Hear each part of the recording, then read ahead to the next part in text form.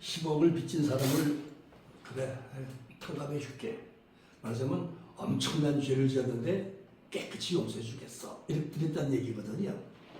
근데 그 사람은 나가서 자기에게 100만 원 빚진 사람 잡아다 감옥에 가두고 도망 갖는다고 악질 노릇을 하는 거예요. 다시 말해서 자기는 도저히 갚을 수 없는 그런 빚을 탕감을 받아서 지금 큰 죄를 용서를 받아서 마음이 기쁘고 나아갈 것 같은데 자기한테 아주 사소한 일로 불쾌하게 한 사람, 아주 작은 잘못을 자기 저지른 사람을 용서하지 않는 거예요. 그게 결론이 어떻게 나왔어요? 하나님께서 그거 그래? 너도 안 된다 그러면 그렇게 되는 거예요.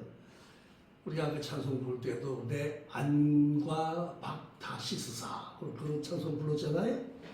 안과 박을 다 씻는다는 건 죄의 종류가 두 가지가 있다는 얘기를 하는 거예요. 뭐 마음속으로 저걸 그냥 기격하고 싶어, 저걸 죽이고 싶어, 뭐 이런 게 있잖아요, 사람.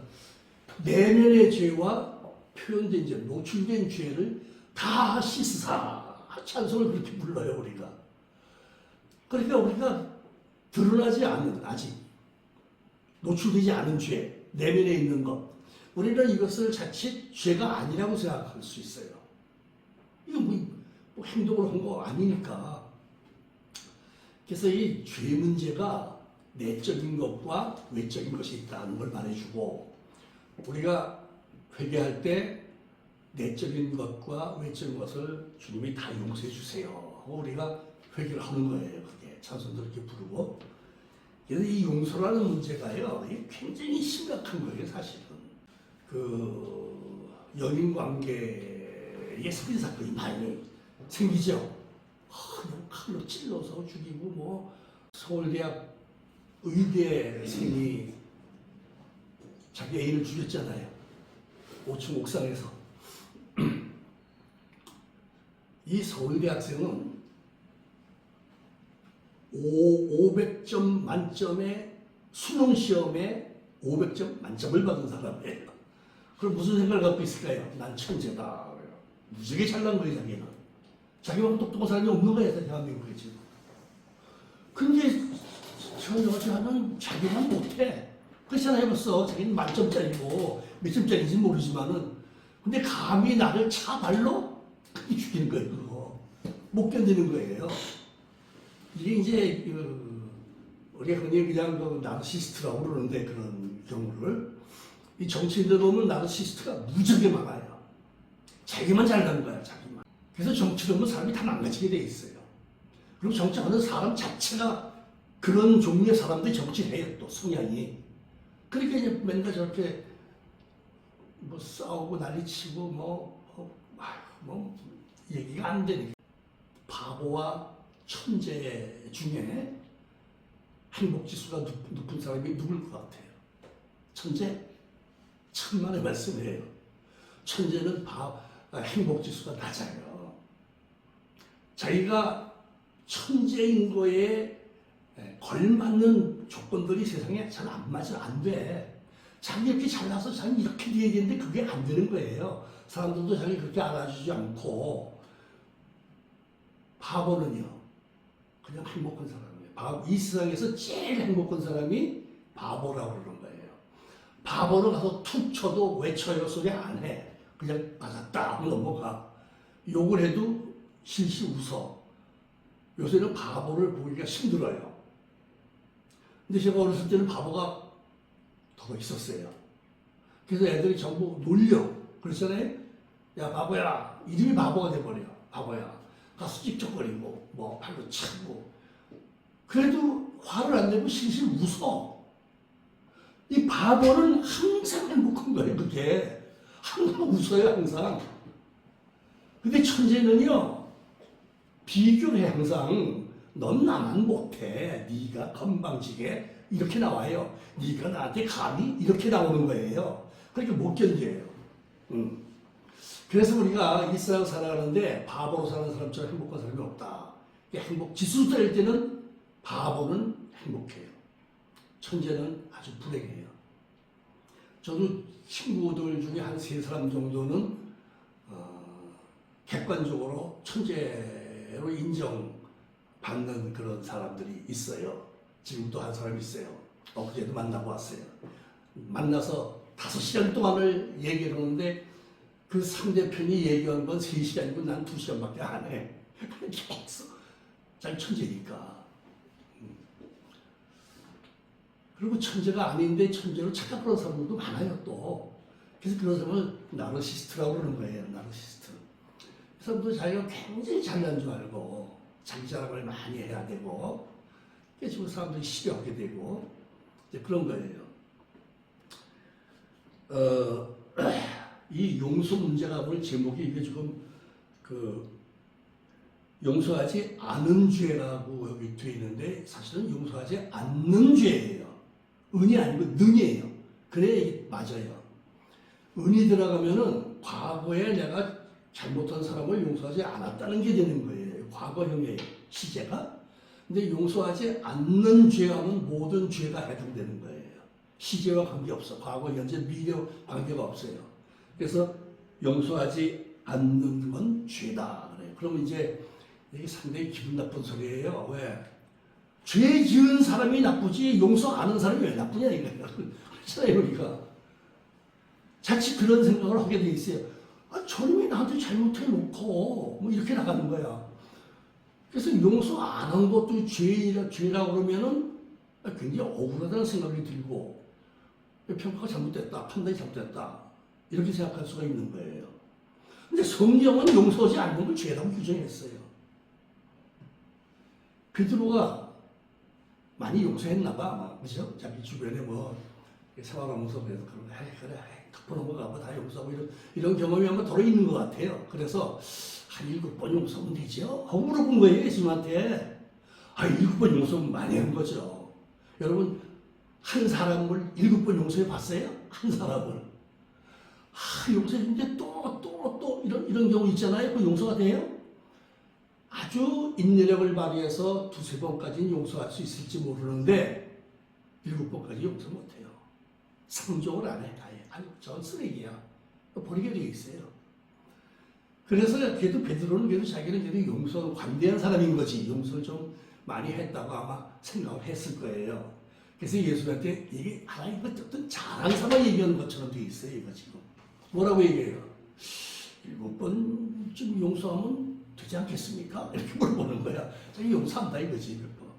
근데 예수님은 확 덮어씌우는 거야. 70번까지 7번씩 70번까지 490번이에요.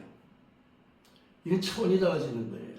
다시 말하면 무제한 용서라는 뜻이에요. 이 용서라는 게요. 용서하지 않는 게 죄가 되는 이유가 뭐냐면은 특히 이제 크리스찬에게 있어서 하나님은 우리를 용서하셨단 말이다. 우리가 잘못했습니다 하기 전에 예수님이 십자가에서 우리를 위해서 대신 피 흘려 주신 대속의 십자가를 지셨단 말이에요. 그래가지고 그 사람을 자기 아들로 삼아 하나님 우리가 아버지라고 부르는 관계가 만들어졌단 말이에요. 하나님의 아들이니까 의인이지 뭐 하나님의 딸이니까 의인이지 그렇게 만들어졌어요. 그런데도 살다 보면은 그렇게 우리가 용서하지 않는 경우가 많이 있어요. 저도 경험을 했어요. 저도요. 정말 용서가 안 되더라고 저 친구는. 그래서 상종을 하지 말아야겠다. 용서하지 않는 용서를 하는 게 아니라 상종을 하지 말아야겠다. 아예 만나면 화가 나니까. 그래서 우리는 죄를 지은 사람이 문제지 나쁜 사람이지 그거 뭐 너무 지나치면 용서하지 않을 수도 있지 하고 용서하지 않는 것에 대해서 죄라고 생각하지 않는 경향이 있어요. 모두에게. 근데 성경은 그렇지 않다는 얘기를 제가 하고 싶은 거예요.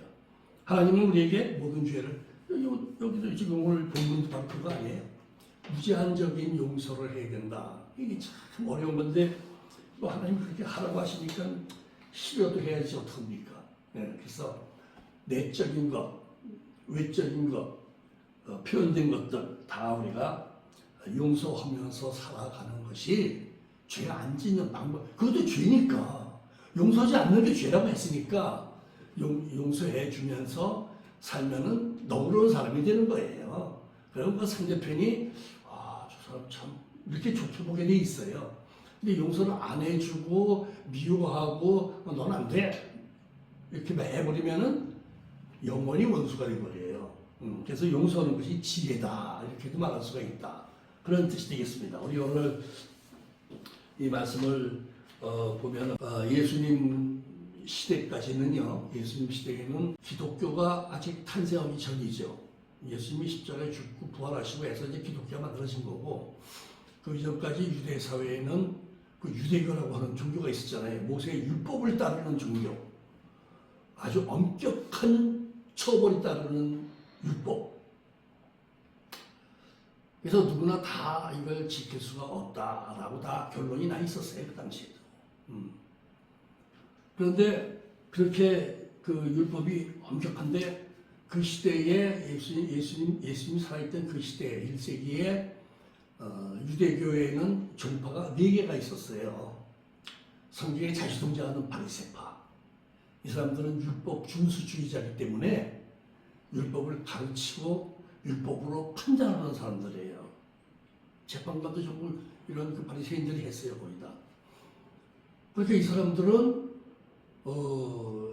자기들은 늘 깨끗하다고 생각하고 살았어요. 자기들은 죄를 안 짓고 산다고 생각하는 거예요. 그리고 판단만 하는 거야. 저거. 이게 결정적인 사건이 성경에 등장해요. 바리새인들이 율법학자들이 율법 준수주의자들이 간음하다가 현장에서 들켜서 잡혀온 여자 얘기가 성경에 나오죠. 뭐 남자는 어떻게 된 건지 우리가 알 수가 없고 소개 안 되고 그 뒤로 와서 자 모세는 돌로 쳐 죽이라고 했다. 마치 율법은 돌로 쳐 죽이는 거예요. 예수님 시대에도 돌로 쳐 죽였어요 실제로. 이거는 재판을 받고 바리새인들이 판단하는 거예요. 그러면 돌로 쳐 죽였는데 당신은 어떻게 했어 이 사람을 그러면 왜? 예수님이 자꾸 사랑 타령하고 뭐 이랬고 댕겼으니까 그때 예수님께서 뭐라고 말했습니까? 너희 중에 죄 없는 자가 먼저 돌로 쳐라 그랬죠. 이 사람들 막 의기양양해가지고 말이야 이 현행범 잡아왔다고 이 참에 예수라는 뭐 사랑 어쩌고 댕기는 저거 앞에 가서 시험애들 맞으면 이제 그 테스트하는 거지 이제 어떻게든지 이제 그래서 이거 어떤 율법대로 해야 될 거 아니냐 당신은 어떻게 하겠어? 그때 예수님이 뭐라고 그랬어요? 너희 중에 죄 없는 자가 먼저 돌로 쳐라. 전부 율법학자들 바리새인들이 왔어요. 깨끗한 사람들이에요. 자기들 딴의 판단이 자기는 깨끗한 사람이에요. 율법을 준수하면서 사는 사람이에요. 근데 먼저 치라는 말에는 아무도 돌을 던지지 못했다는 얘기죠. 다시 말해서 그렇게 그 시대에 가장 거룩하게 산 사람들로 분류됐던 바리새인들조차도 먼저 내가 죄가 없으니까 내가 먼저 던지겠다라고 용기를 낸 사람이 하나도 없었어요. 그냥 돌 들고 툭 떨어뜨리고 돌아서 가고 몽둥이 들고 온 사람은 뚝 떨어뜨리고 돌아서 한 사람 가다 보니까 다 가버리고 돌멩이만 쌓여있어. 예수님이 뭐라고 해요? 나도 너를 정죄하지 않는다. 나도 너를 용서한다는 거죠. 이게 아주 정말 용서에 대한 아주 상징적인 사건으로 아주 리얼한 거예요. 이거는 그림이 떠올라, 형상이 떠오르는 거예요. 구체적으로. 바리새인들이다 이 말이야. 율법을 준수하는 사람들이다 이 말이에요. 율법을 가르치는 사람들이에요. 율법을 어긴 사람을 붙다 놓고 판단하는 사람들이에요. 재판을 하는 사람들이에요. 이런 사람들도 죄가 없다라고 스스로 인정하지 못했더라는 얘기예요. 그러니까 우리는 내면으로든 외적으로든 죄를 갖고 있다는 뜻이 되는 거예요. 그러니까 내가 저 사람에게 죄를 진 게 아니고 저 사람이 나한테 죄를 졌어도 나도 그럴 수 있는 사람이고 나도 그런 적이 있고 이게 있는 거예요. 예외라는 건 없어요. 인간은요. 왜냐하면 인간에게는 이 감정, 오욕 이런 것들이 있어가지고 인간에게는 예외라는 게 없어요. 똑같아요. 천재든 바보든 똑같은 거예요. 부자든 가난든 똑같은 거예요. 사람이에요. 사람. 그리고 우리는 전부가 아담과 하와의 후예예요. 죄 짓고 쫓겨난 사람들이에요. 에덴에서. 우리가 그 후손들이에요. 그러니까 우리는 나타나지 않았어도 주인이고, 우리가 사람을 보고 얼마나 미워할, 요새 그 정치하는 그 놈들 중에, 아니 사람도 아니거든, 놈들 중에 화면에 얼굴만 나타나고 신문에 얼굴만 나타나도 토할 것 같은 사람들이 있어요, 요새는. 야, 자기가 그냥 엄청나게 죄를 져놓고도 가장 의로운 사람처럼 행세하는 정말 구토증이 나는 그런 인물들이 정치한다고 정치판에 있어요, 지금. 그러니까 우리는 사실 내가 의식하지 않더라도 내면으로나 또는 외적으로나 죄를 지으면서 사는 사람들이기 때문에 다른 사람에 대해서도 용서하지 않으면 나도 용서 못 받는다는 생각을 해야 된다는 얘기. 용서하지 않는 그 자체가 죄라고 정의되어 있다 이 말이에요, 성경에. 그래서 이게 왜 중요하냐면요, 이걸 우리가 좀 의식을 해야 되는 게, 우리가 일상생활을 해나가는 가운데서 그런 일이 많이 생겨요. 미운 사람이 많이 생겨요. 저 인간이 못됐구만, 저거. 이런 게 많이 생겨요.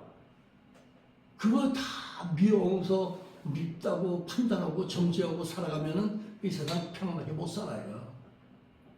그 사람이 그러면 나도 그런 사람이에요, 사실은. 그러니까 그렇게 믿고 저건 안 돼. 제가 있으면 안 돼. 그 사람을 끼워주지 마라. 이러면서 살면 못 사는 거야, 세상을. 아주 사소한 것 같은 일로 미워서 딱 선을 긋는 경우도 많이 생기잖아요. 그래서 사는 게 힘들어요, 그래서. 이것저것 가려야 되고, 제외시켜야 되고, 누구를. 우리가 그래서 이게 마음으로든 저 사람이 내 앞에서는 직접 안 했어도 저 사람 하는 행동이나 뭘로 보면 지금 날 미워해, 이런 사람도 있단 말이에요. 용서하지 않고 살면 괴로워서 못 살게 돼 있어요, 세상에. 다시 말해서 용서하지 않으면서 살면 죄를 쌓으면서 사는 거랑 똑같은 거예요, 그거는요. 뭐 잘못한 사람이 용서할 필요도 용서 안 할 수 있지, 뭐 지나치면은. 우리가 이렇게 간과하고 넘어가는 게 이게 용서 문제라 이 말이에요, 이게. 일상 중에서. 그래서 우리가 분명하게 알아야 될 것은, 용서하지 않는 것은 그 자체가 죄다라는 걸, 내가 행위로 죄를 짓지 않았어도 나한테 잘못한 사람 내가 용서하지 않아도 내가 죄 짓는 거다라는 걸 알아야 된다는 얘기죠. 그런 차원에서 사람을 보면은 좀 뭐 문제가 있고 같이 협력이 잘 안 되고 뭐 좀 걸림돌이 되는 사람도 있고 이런 사람이 있어도, 그래서 살다 보니까 그런 경험들을 미운 사람들, 뭐 젊은 사람들, 그런 거 자꾸만 이제 분리를 해버리니까 굉장히 아주 힘이 들어지고, 우리가 요한복음 13장 34절에도 기준을 줘요. 용서해주고, 용서한다는 건 사랑한다는 뜻이에요, 그게. 용서하지 않으면 사랑하지 않는다는 뜻이에요. 용서하지 않는다는 것은 미워한다는 뜻이에요, 그게. 그러니까 사랑한다고 그러면은 미워하지 않는 거거든요. 그래서 요한복음 13장 34절에 내가 기준을 주시는 거예요. 내가 너희를 사랑한 것 같이 너희도, 예, 나처럼 하래요. 예수님께서 나처럼 하래요, 나처럼. 힘들어요. 근데 나처럼 하라고 예수님이 기준을 정해줬기 때문에 우리가 살아가면서 뭐 우리 옆에서 뭐 이렇게 죽이고 싶을 만큼 미운 짓 하는 사람이 있겠습니까? 그냥 사소한 거 가지고 그냥 미워서 그냥 분리, 왕따, 같이 있으면 안 되고 이런 식으로 해서 판단해서 우리가 가는 거지. 근데 그런 것들이 쌓이면 결국은 아무도 없어요, 주변에. 정말 천재라고 할 수 있는 친구 가운데 하나가 명문대학에 27살에 교수가 됐어요. 그 대학에서 27세에 교수가 된 사람이, 그 사람이 기록이에요, 지금까지. 몇십 년 동안에. 이게 쉽지 않죠? 천재지, 뭐, 천재. 천재인데, 주변에 친구가 하나도 없어요. 제자들은 많은데, 나한테 얘기를 해요. 나 친구 한 명도 없고. 그럴 수가 있는데, 죽은 사람도 많이 있고, 뭐 죽은 사람도 많이 있지, 나이가 뭐 80, 중순에 넘어가고 있으니까. 근데 제자들은 많은데 친구는 없대요. 그래서 나한테 부탁드린 게 일주일에 한 번씩 만나세요. 아이고, 나도 벅차더라고, 정말. 일주일에 한 번씩 만났어요. 서울서 만나요. 서울서 만나면은 우리 두 사람이 다 서울 토박이니까, 뭐 냉면집은 어디 가면 어느 집이 잘한다, 뭐 다 알잖아요. 그거 있어요, 저도. 그래서 항상 그 식당에서 만나요. 일주일에 만나서 밥 먹고 뭐 해는데, 이제 병이 나가지고 이제 고생을 하고 걷는 게 불편해지고 하니까 서울을 못 나와. 지금 조금 외곽지대 사는데.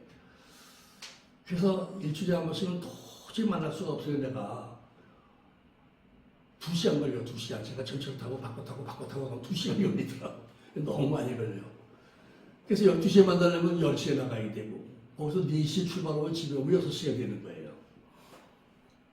그래서 내가 얘기를 했어요. 아이고, 너무 멀어서 한 달에 한 번씩만 만납시다. 그리고 한 달에 한 번씩 만났는데, 서울서 만납시다. 그 제안을 하더라고 또. 내가 갈 테니까 중심가에서 만납시다. 그러면 일주일에 한 번씩 만나자는 얘기야, 이게 지금. 그래서 내가 이제 말은 못했지만 내가 속으로, 나이가 지금 80 중순이 됐는데, 그렇게 똑똑하고 그렇게 잘난 사람이 친구가 하나도 없다 그러면 뭐 어떻게 설명하겠어요? 제자들은 많은데 친구는 없다. 난 두세 번 그런 말을 했어요. 물론 친한 친구가 죽은 사람도 있고 뭐 그런 게 있지만, 그래서 이렇게 비슷한 또래끼리 만나서 대화가 잘 되는 사람이 있어야 되는데 우리 둘밖에 없으니까 좀 자주 만나자, 그 소리거든요. 그래서 이게 제가 그래서 생각하는 게 그거예요. 잘난 사람들, 천재라고 하는 사람들은 괴로워요, 사는 게. 내가 볼 때. 예를 들면 이거예요. 돈이 많은 사람이 사는 게 괴롭겠어요? 가난한 사람이 사는 게 괴롭겠어요? 가난한 게 평등돼요. 가난한 사람이 편안하게 살아요. 가난한 사람은 먹고 자고 쓸 돈만 있으면 끝나요, 그걸로. 행복해요. 근데 부자는요. 돈이 많으면 많을수록 비례해서 근심, 걱정이 많아지고 적이 많아지는 법이에요. 이게 예외가 없어요, 이거는요. 그러니까 천재 같은 사람들은 사는 게 괴로워요. 자기 수준이 안 맞으니까 안 돼요. 저렇게밖에 못해. 자기 수준이 안 맞아. 그게 사는 게 너무 괴롭고 계속 사람을 불리하게 여기게 된다고 그러더라고. 만나면 안 돼. 대화가 안 돼. 뭐 이런 식으로 해서 분리를 해나가니까 자기만 남는 거예요, 결국. 몇십 년 살다 보니까. 다 감싸낼 수가 없다 이거예요. 다시 말하면은 누구도 살아갈 수 없다는 얘기가 되는 거예요. 거기다가 이제 말 한마디라도 뭐 자기에 대해서 나쁘게 얘기한 걸 누구 통해서 듣고 나면 적이 되는 거야, 그날 그 시간부터. 그래? 별것도 아닌 자가 말이야, 나를 감히 이렇게 되는 거야. 난 잘나고 넌 나만 못한데 네가 감히. 이게 말이야. 아까 얘기했듯이 그 서울대 의대 그 학생이 천재 아닙니까? 이 세상에 어떻게 수능 시험에서 만점을 받습니까? 500점 만점을. 그런 사람이 있어요. 그냥 그렇게 했어요. 그리고 서울대를 갔고 의대를 다니고. 근데 그 여자가 안 만나겠대 이제. 무슨 생각이 들까요? 네가 감히 나를 이렇게 되는 거지 이제. 난 잘났어. 나는 100점짜리야. 너 기껏해야 50점, 70점, 80점 그렇게 더 돼? 근데 네가 나를 발로 차? 분노가 치밀어 올라서 못 견뎌요. 이 나르시스트들이 되게 분노 조절을 못해요. 자기가 무시당하면요, 그걸 못 견뎌요. 무시하는 게 그 사람의 영린을 건드리는 거예요, 바로. 영린. 예? 용의 목을, 비늘을 건드리면은 이 용이 미쳐버려요, 화가 나서. 잡아먹어요, 그래서. 그래서 영린을 건드리면 안 된다 그래요. 왕 앞에 가서 바른 소리 혼납시고 왕 자존심 상한 소리 한마디 딱 던지면 그냥 죽어요, 그날. 영린을 건드리는 거예요, 그게. 약점이지, 그 사람의 약점이야, 그게. 그걸 건드리면 죽는 거예요. 적이 되는 거예요. 원수가 되는 거예요, 그게. 근데 이제 잘나고 똑똑한 사람들이 그런 경향이 많다는 얘기예요. 다 그런 게 아니고. 바보는 바보라고 해도 웃어. 괜찮아. 얼마나 편하네. 바보라고 해도 웃어요. 예? 요새 그런 바보가 잘 안 보이더라고. 옛날엔 있었어요, 많이. 그래서 우리가 이 세상을 사는 게 사랑하며 산다는 것, 즉 용서하며 산다는 게 한마디로 말하면 바보처럼 살아라 해요. 너무 판단하고 생각하고 비교하고 따지고 분석하고 그러면 용서가 안 되는 게 많이 생겨. 난 그렇게 안 했는데 왜 쟤는 나한테 그렇게 해? 기준이 내가 되는 게 항상. 그럼 내가 바보면은 기준이 없어. 다 좋아. 저놈이 나한테 침을 뱉어도 웃어. 그런 사람 봤어요, 나는 실제로. 길거리에서 횡단보도를 건너야 되는데 시시 웃고 서 있어. 혼자서 실실 웃어. 누가 봐도 바보예요. 그래서 신호등이 켜졌어요. 건너야 될 거 아니에요? 그냥 서서 시시 웃고 있어요. 툭 치면서 빨리 건너. 왜 서 있어? 그랬더니 또 다시 한번 이빨 드러내면서 시 웃고 따라오는 거예요. 그런데 다른 사람에게 툭 치면서 왜 안 건너 그랬으면 어떻게 될까요? 팔짝 뒤지고 있어. 큰일 나지. 바보로 사는 게 용서하며 사는 사람이 잘하는 거예요, 그게. 너무 똑똑하고, 너무 잘나고, 너무 자기를 옳고, 응? 그런 사람들은 용서를 잘 못해요. 그런 사람들은 자기 잘난 맛에 살기 때문에 용서를 할 줄 몰라요. 그래서 우리가 이 세상에 살면서 좀 출세해도, 좀 돈을 많이 벌어도, 그래서 남은 못한 사람을 무시하고 넘어가면은 안 돼요. 그 무시하는 것도 용서 안 하는 거예요, 그것도. 그래서 오늘 이 말씀이 아주 저는 굉장히 중요하다고 생각을 합니다. 내가 너희를 사랑한 것 같이 너희도 서로 사랑하라. 다 용서해 줘. 백억을 빚진 사람을 탕감해 줬어. 용서해 줬어. 내가 가서 100만 원 빚진 놈 가만 갖다 집어넣고 왜 안 갚아? 이렇게 된다 이거예요. 우리가 하나님께 받은 용서의 크기는 이루 말할 수가 없어요. 지옥 갈 죄인에게 천국을 가는 게 하나님을 아버지라고 부르는 신분의 변화가 온 거예요. 이건 하나님의 아들과 딸이에요. 이런 신분은 세상에 없어요. 왕의 아들과 딸, 왕자와 공주만 돼도 그 나라에서 떵떵거리면서 누가 감히 옆에 와서 말 한마디도 못해요. 그렇게 잘난 신분이에요. 근데 하나님의 아들과 딸이면은 우리가 아버지라고 부르잖아요. 이게 지금 예수 안 믿는 사람들은요, 하나님 아버지라고 그러면 참 이해 못해요. 야, 하나님 어떻게 아버지냐? 하나님이 너 낳았어? 그렇게 나오잖아요. 그러니까 이 신분이요, 이 하나님의 자녀라는 이 신분은요, 이 세상에 비길 데 없는 고귀한 신분이에요, 이게. 정말 잘난 신분이에요, 이거는. 그러니까 그 하나님이 우리 아버지니까 그 아버지께서 야, 내가 너 사랑받죠. 너도 그렇게 좀 살아. 얘하고 살아야지. 쟤는 용서가 안 돼. 이렇게 하고 딱 선거놓고 이렇게 살면은 결국 나중에 고립되는 건 자기 자신이에요. 예. 정죄하고 판단하고 구별하고 살다 보면은 나중에 자기만 남아요. 아무도 없어요. 이게 얼마나 불행한 겁니까, 이게. 우리는 자칫 내가 죄를 안 지면 되고, 내가 죄를 지면 내가 회개를 해서 용서를 받으면 된다고만 생각하지, 나한테 좀 잘못하고 좀 허물리는 사람을 그냥 쟤는 내가 상종을 안 해. 쟤는 끝났어. 그걸 넘어가면 된다고 생각을 하는데 그렇지 않다는 사실을 보여주는 거예요. 그러니까 우리가 인생을 살아봐야 뭐 7, 80년 사는 거거든요. 성경에도 강간하면 80이라. 80세가 되어가지고 잠을 자다가 죽었어요. 낮잠을 자다가 죽었어요.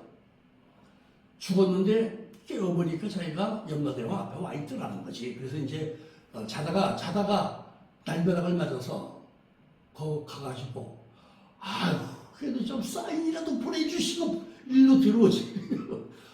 사인이라도 미리 좀 보내주시죠. 뭐 이제 뭐 죽는다고. 그럼 그래도 뭐 좀 자기도 뭐 이렇게 정리할 것도 있고 준비할 것도 있고. 야 임마, 내가 너에게 사인을 얼마나 많이 보내줬는지 알아? 너 그때 병들어서 그 죽게 돼 있었던 거야. 그거는 그때 죽었어야 되는 거야, 네가. 너 죽는다고 사인 보내준 거야. 많아요 그런 게 우리가. 몸이 나빠져서 병원에 자주 다니고 죽을 때 다 됐다는 얘기 아니에요. 다 사인 보내주는 거예요. 그거 늙어서 기운이 없어서 뭐 걸음을 잘못 걷고 죽을 때 다 됐다는 사인 보내주는 거예요. 그게 다 하나님께서. 그러니까 그럴수록 우리가 이렇게 용서하시는 하나님의 은혜 안에서 용서하면서 좋은 관계를 맺어서 살아가면 가족 간에도 그렇잖아요. 가족 간에도 미워하는 사람이 있는 거예요. 이렇게 살아가면은 이게 하나님께서 가장 기뻐하시는 일이다. 그래서 우리는 내가 행위로 죄 짓지 않았다고 해서 회개할 게 없는 게 아니라 용서하지 않는 그 자체가 죄가 된다는 사실을 우리가 생각하면은 이것을 우리가 준수하고 살아가면은 좋은 친구들이 많이 생기게 돼 있고 좋은 이웃들이 많이 생기게 돼 있고 가족 관계가 원만하게 살아갈 수가 있게 돼 있어요. 행복한 삶은 용서, 내가 죄 안 짓는 거로만 행복한 게 아니라 우리가 용서하고 포옹해 줄 때 그 인생이 풍요롭고 행복해지는 인생이 되는 거예요. 가족 간에도 그렇고 친구 간에도 그렇고 이웃 간에도 그렇고 교회에서도 마찬가지예요. 여러분 교회도요 싸움박질 해가지고 쪼개진 이 한두 개예요. 네? 저는 그런 교회 제가 직접 경험해 봤거든요. 쪼개져 그냥. 이게 교회가요. 교회가 싸우고 헤어지는 거 갈라지는 거 보면 시장에서 싸우는 것보다 더 치열하게 싸워요. 더 무섭게 싸워요. 용서는커녕 용서는커녕 시장에서 싸우는 것보다 더 심하게 싸운다고. 이권 가지고 싸워 돈 때문에 싸우잖아요. 그거보다 더 치열하게 싸운다니까. 많아요. 지금까지 그렇게 해서 갈라진 교회들이 한두 개가 아니에요. 사실은요. 그 사람들이 용서하지 않는 게 죄라는 걸 모르는 거지. 우리가 거기까지는 생각을 잘 못해요. 그래서 죽이고 살리고 뭐 도둑질하고 뭐 때리고 뭔가 물리적으로 하여튼 잘못을 저질러야 죄라고 생각하는 경우가 많이 있어요. 마음으로 저거 말이야 뭐 어땠어 저 인간이 이런 거는 그냥 괜찮은 건 줄 안다고 다들. 근데 그렇지 않다는 사실입니다. 내 안과 박 다 닦으사. 그렇게 찬송을 불렀어요. 그게 맞는 거예요. 내가 너희를 사랑한 것 같이 너희가 나를 사랑하라. 7번 안 돼. 7번씩 70번이라도 용서해. 무한정 490번이에요. 누가 490번을 죄를 짓겠어야 하더라고요. 그러니까 무한대라는 얘기예요. 근데 우리는 이제 사소한 하나 가지고도 이제 가정에서 말해요. 저 좋다고 결혼해서 살다가도 원수가 되는 이유가 뭐예요? 용서가 없는 서로가. 그렇잖아요? 용서가 없으니까 이혼이 되고 싸움, 거기까지 미움이 폭발을 해서 더 같이 못 살아. 연애 걸고 결혼하고 살아올 때 그랬어요, 정말? 근데 그런 어떤 잘못이 있다고 해서 그것 때문에 그냥 완전히 박살을 내버려, 그냥 박살. 그냥 우리가 어렸을 때만 제가 한 10대 그때만 해도요, 우리나라에서 이혼한다 그러면 완전히 그냥 외계인 취급받았어요. 우리나라는 이혼 일이 없었어요. 외계인으로 취급했다니까. 근데 이제는 서양 문물이 그냥 완전히 꽉 차가지고 신혼여행 갔다 오는 길에 아직 이혼식 결혼식 신고 안 했으니까 호적에 그냥 이걸로 끝내자 하고 끝내는 사람들 있어요. 실제로 있어요. 자, 그러니까 그건 뭐예요? 용서를 못한 거거든 사실은. 그리고 가정도 깨지고 그런 비극이 생겨요. 사소한 게 아닌 거예요. 용서하지 않는 죄가 있다는 거, 용서하지 않는 게 사소한 죄가 아니란 얘기예요. 가정이 깨지고 사람을 죽이고 이런 걸로도 발전이 되는 거예요. 그래서 우리는 오늘 주님이 우리에게 하신 말씀대로 7번, 70번, 490번까지 용서하라. 무한대로 용서하라. 내가 너희를 사랑한 것 같이 너희도 사랑하라. 이런 용서하면서 살아봐요. 용서하지 않으면 살아야 아니에요. 그 절대로. 용서하면 가정이 깨질 이유가 없어요. 용서하면 되잖아. 용서 안 해서 깨지는 거야. 이게 증오야, 증오. 이 증오는 살인도 부르는 거거든요, 이거. 그래서 우리가 예수 믿는 사람으로서 용서하지 않는 게 죄라는 생각을 거의 안 하고 편안하게 사는 거예요. 그러니까. 근데 주님은 오늘 우리에게 분명히 용서하지 않는 건 죄라고 말씀을 해주셨다 이거죠. 지금부터 사는 세월이라도 용서하면서 사는 삶을 살아가면 이혼도 있을 수가 없고 적도 생기지 않고 나홀로가 되지도 않고 이 다음에 복된 삶을 살아갈 수가 있습니다.